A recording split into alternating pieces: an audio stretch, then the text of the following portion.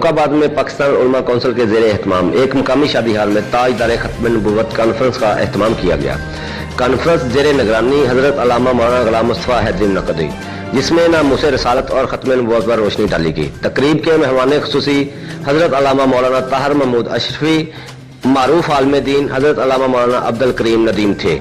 इस मौका पर मारूफ मजहबी स्कॉलर मौलाना ताहिर महमूद अशरफी ने खिताब करते हुए कहा कि सीरत मुस्तफ़ा सल्लल्लाहु अलैहि वसल्लम को अपनाने से ही माशरती बदलाव पाया सकता है और अदल व इंसाफ फिजा कमी सकती है।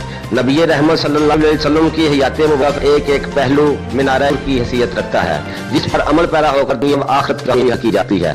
मारूफ आलिम दीन अल्लामा मौलाना करीम नदीम ने कहा कि माशरे में बढ़ती हुई नाइंसाफियों की वजह से हर तरफ बदअमनी, कत्ल गारत और जुर्म में इजाफा हो रहा है। दीन से दूरी की वजह से और नबी करीम सल्लल्लाहु अलैहि वसल्लम के तरीकों को छोड़ने की वजह से मुसलमान ज़वाल का शिकार हैं।